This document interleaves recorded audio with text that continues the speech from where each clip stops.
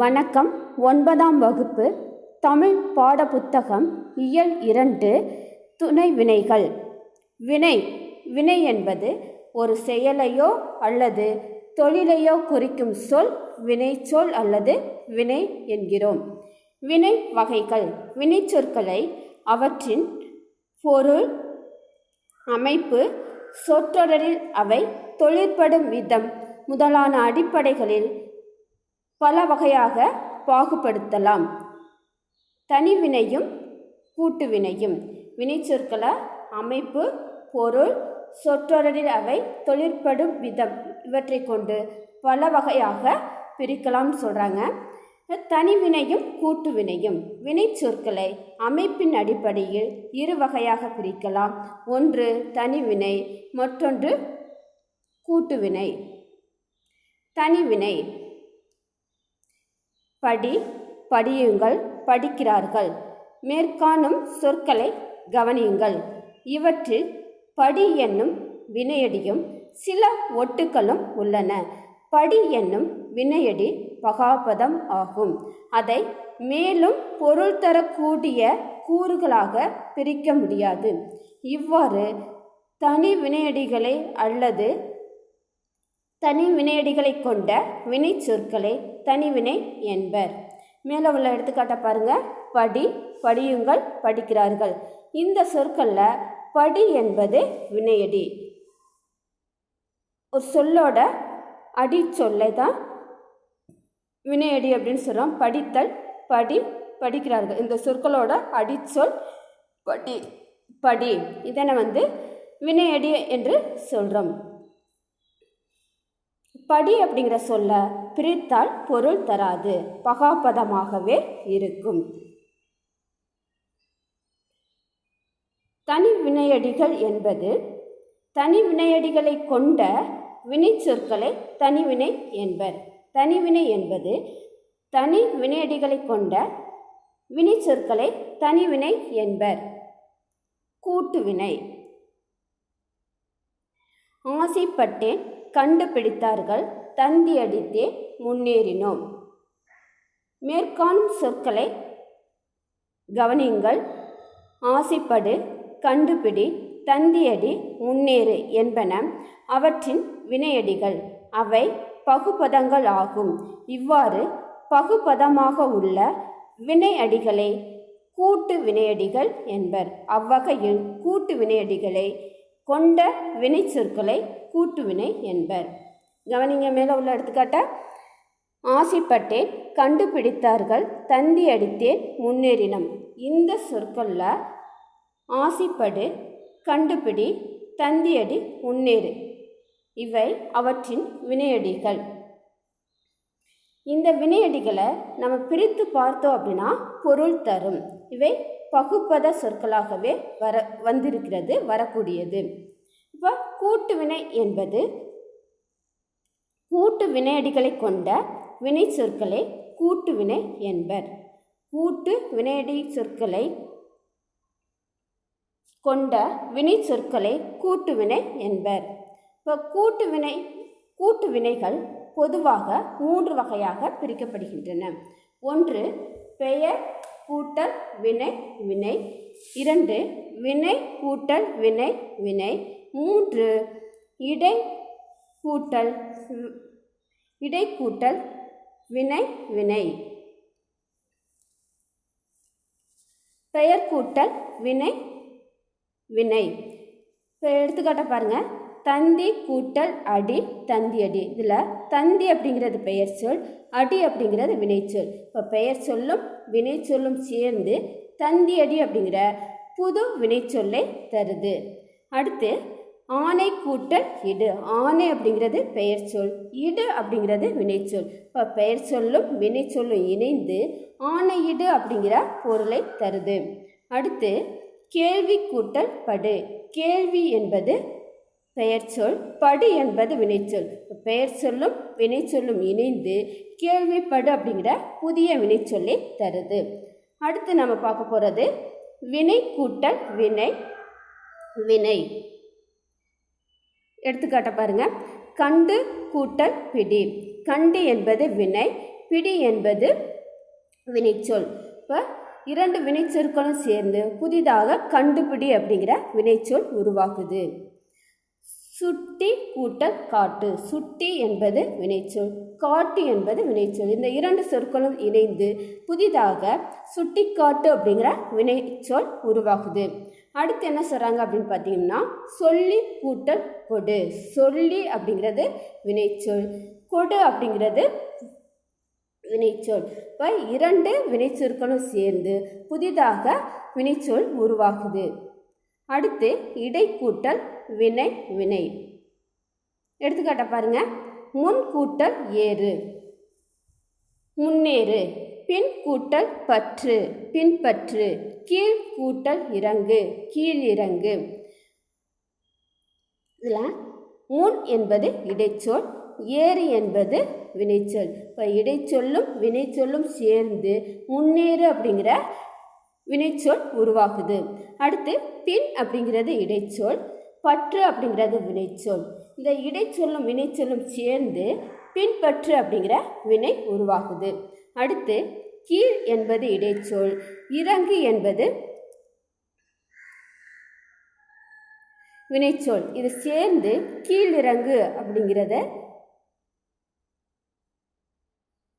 கீழிறங்கு அப்படிங்கிற வினைச்சொல் உருவாகுது. அடுத்து முதல் வினையும் துணை வினையும். நான் படம் பார்த்தேன், கண்ணன் போவதை பார்த்தேன். இந்த சொற்றொடர்களில் பார் என்னும் வினை கண்களால் பார்த்தல் என்னும் பொருளை தருகிறது. இது யார் என்னும் வினையின் அடிப்படை பொருள் அல்லது சொற்பொருள் எனலாம். என்ன சொல்கிறாங்கன்னு பார்த்தீங்கன்னா, நான் படம் பார்த்தேன், கண்ணன் போவதை பார்த்தேன்.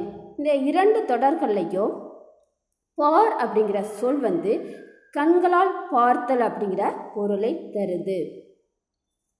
அடுத்து என்ன சொல்கிறாங்கன்னு பார்த்தீங்கன்னா, ஓட பார்த்தேன், எழுதி பார்த்தேன். ஓட பார்த்தேன், எழுதி பார்த்தேன்.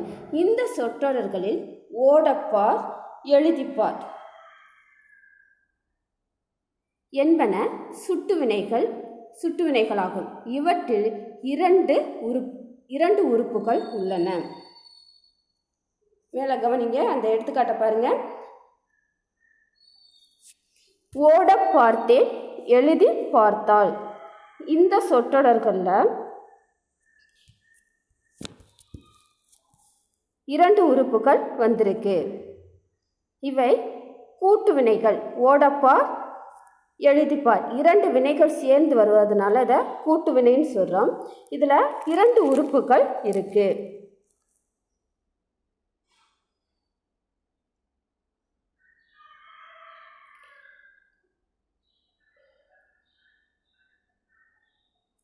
எழுதி என்பன முதல் உறுப்புகள், ஓட, எழுதி என்பன முதல் உறுப்புகள். இவை அந்தந்த வினைகளின் அடிப்படை பொருளை தருகின்றன. பார் என்பது இரண்டாவது உறுப்பு. இது இவ்வினையின் அடிப்படை பொருளான பார்த்தல் என்னும் பொருளை தராமல் தனது முதல் உறுப்போடு சேர்ந்து வேறு பொருள் தருகிறது. எடுத்துக்காட்ட நல்லா பாருங்க. இதில் ஓட பார்த்தேன், எழுதி பார்த்தேன். இதில் இந்த சொற்களில் ஓடப்பார், எழுதிப்பார் இது இரண்டு உறுப்புகள் வந்திருக்கிறதுனால இதனை கூட்டு வினைன்னு சொல்கிறோம். இதில் முதல் உறுப்பு எதுன்னு சொல்கிறோம்னா ஓட, எழுதி இந்த இரண்டு சொற்களும் முதல் உறுப்பாக வந்திருக்கு. அதுக்கு பக்கத்திலே பார்த்தேன் அப்படிங்கிற இந்த பார் என்னும் இரண்டாவது உறுப்பு அதனுடைய அடிப்படை பொருளை தராமல் முதல் உறுப்போடு சேர்ந்து வேறொரு பொருளை தருகிறது. இப்போ பாருங்க, ஓட பார்த்தேன். இதில் பார் என்பது முயன்றேன் என்னும் முயற்சி பொருளை தருகிறது. அதாவது ஓடை பார்த்தேன் இந்த தொடரில் பார் என்பது பார்த்தல் அப்படிங்கிற அதனுடைய பொருளை குறிக்காமல் முயற்சி அப்படிங்கிற பொருளை தருகிறது. அடுத்து பாருங்க, எழுதி பார்த்தாள். இதில் பார் என்பது சோதித்தறிதல் என்னும் பொருளை தருகிறது.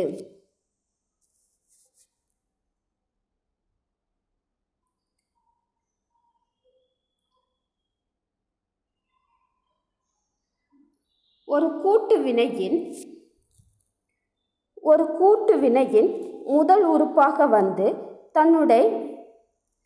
தன் அடிப்படை பொருளை தரும் வினை முதல் வினை. ஒரு முதல் வினை என்பது ஒரு கூட்டு வினையின் முதல் உறுப்பாக வந்து தன்னுடைய அடிப்படை பொருளை தரும் வினை முதல் வினை. இப்போ முதல் வினை என்றால் என்ன அப்படின்னா, ஒரு கூட்டு வினையின் முதல் உறுப்பாக வந்து தன்னுடைய அடிப்படை பொருளை தரும் வினை முதல் வினை. அடுத்து கூட்டு வினை என்பது ஒரு துணைவினை. அடுத்து துணைவினை என்றால் என்ன? ஒரு கூட்டு வினையின் இரண்டாவது உறுப்பாக வந்து தன் அடிப்படை பொருளை விட்டுவிட்டு முதல் வினைக்கு துணையாக வேறு இலக்கண பொருளை தரும் வினை துணைவினை எனப்படும். அதாவது துணைவினை என்றால் என்ன? துணைவினை என்பது ஒரு கூட்டு வினையின் இரண்டாவது உறுப்பாக வந்து தனக்குரிய அடிப்படை பொருளை விட்டுவிட்டு முதல் வினைக்கு துணையாக நின்று வேறொரு இலக்கண பொருளை தருவது துணைவினை. வேறொரு இலக்கண பொருளை தருவது துணைவினை.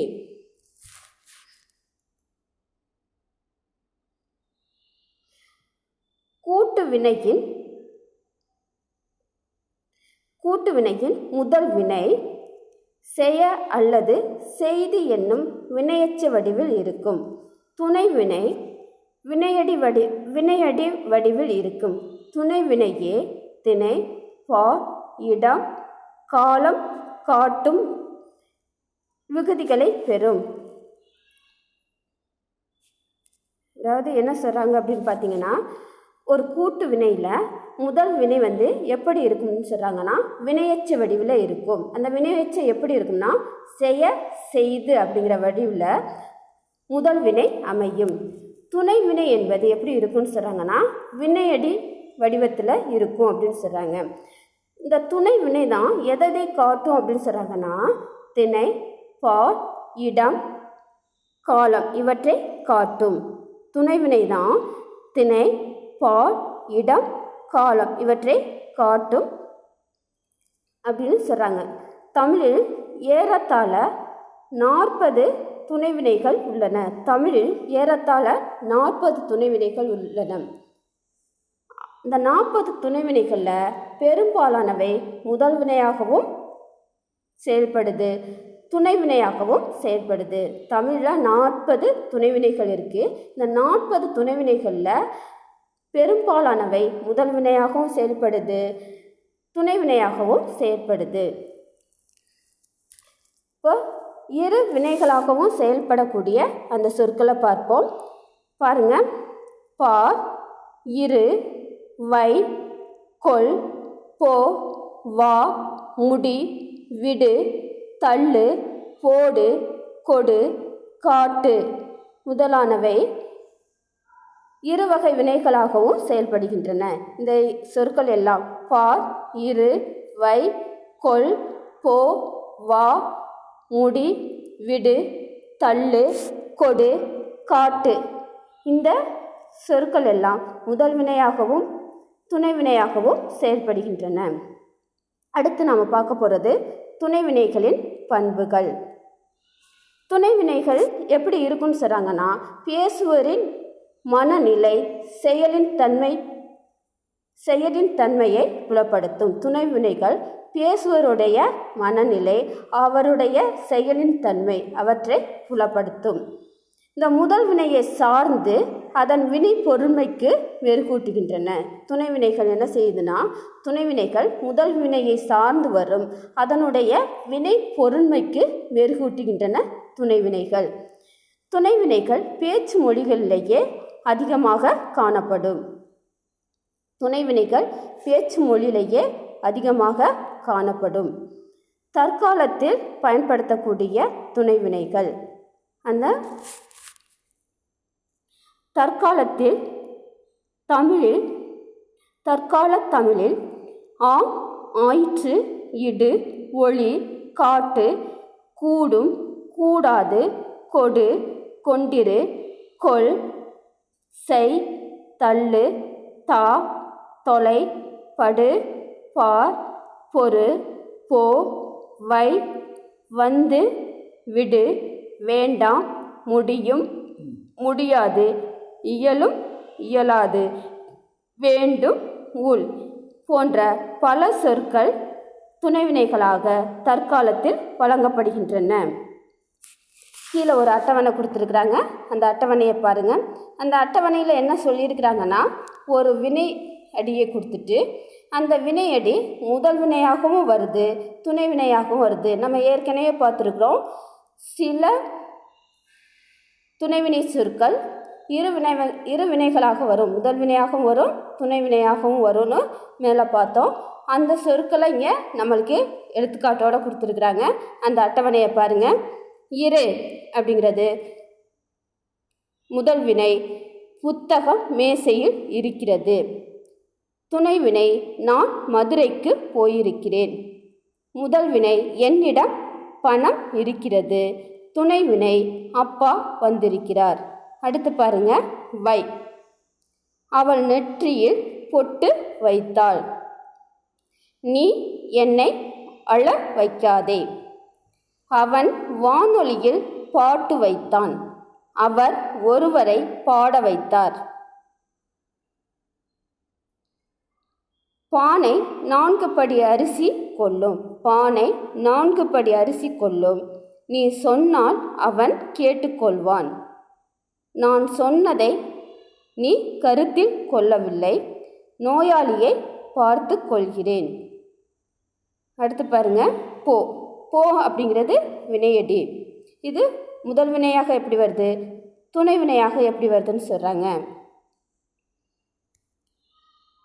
அவன் எங்கே போகிறான்? மழை பெய்ய போகிறது. நான் கடைக்கு போனேன். நான் பயந்து போனேன். வா, நீ நாளைக்கு வீட்டுக்கு வா. அந்நியர் நம்மை ஆண்டு வந்தனர். எனக்கு இப்போது தான் புத்தி வந்தது. வானம் இருண்டு வருகிறது. விடு. அது முதல் வினை பாருங்க, யாரையும் உள்ளே விடாதே. துணைவினை, அடுத்த மாதம் நான் போய்விடுகிறேன். மழை விட்டதும் போகலாம். அப்பா இனி வந்து விடுவார். தள்ளு. அவன் என்னை கீழே தள்ளினான். அவர் கதை கதையாக எழுதி தள்ளுகிறார். காய்கறி வண்டியை தள்ளிச் சென்றார். அவன் அனைத்தையும் வாசித்து தள்ளுகிறான். புத்தகத்தை கீழே போடாதே. மலிவான விலையில் வாங்கி போட்டேன். தலையில் தொப்பியை போடு. விழித்தவுடன் பாயை சுருட்டி போட வேண்டும். கொடு. இதில் முதல் வினை, நான் அவருக்கு பணம் கொடுத்தேன். பசித்தவனுக்கு சோறு வாங்கி கொடுத்தான். அவன் உயிரை கொடுத்து வேலை செய்கிறான். பாடம் சொல்லி கொடுப்பேன். காட்டு. தாய் குழந்தைக்கு நிலவை காட்டினாள். ஆசிரியர் செயலை பாடி காட்டினார். சான்றோர் காட்டிய பாதையில் செல். படித்தபடி நடந்து காட்ட வேண்டும்.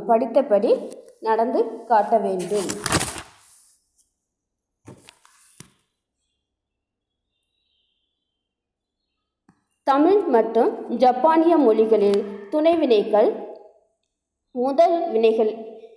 முதல் வினைகளுக்கு பின்னே இடம்பெறும்.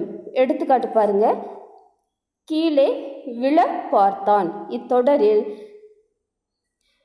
விழ என்பது முதல் வினை, பார்த்தான் என்பது துணை வினை. என்ன சொல்கிறாங்கன்னு பார்த்தீங்கன்னா, தமிழ் ஜப்பானிய மொழிகளில் துணை வினைகள் முதல் வினைகளுக்கு பின்பே இடம்பெறும்.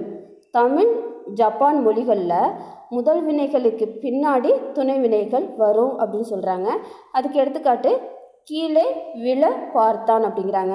இதில் விழ என்பது முதல் வினை, பார்த்தான் என்பது துணை வினை. தமிழின் துணைவினை கொள்கை ஆங்கிலத்தின் துணைவினை கொள்கையிலிருந்து வேறுபட்டு இருக்கு. அதாவது தமிழில் துணைவினையாக வரக்கூடிய சொற்கள் சில தொடர்களில் முதல் வினையாக வரும். தமிழில் துணைவினை கொள்கை ஆங்கில துணைவினை கொள்கையிலிருந்து மாறுபட்டு இருக்கு. எப்படி மாறுபட்டு இருக்குன்னா, தமிழில் துணைவினையாக வரக்கூடிய வேர் சொல் சில தொடர்களில் முதன்மையாகவும் வரும், முதல் வினையாகவும் வரும், துணைவினையாகவும் வரும். இதில் உள்ள பாடத்தில் உள்ள கேள்வியை நல்லா படித்து பாருங்கள், வாசித்து பாருங்கள்.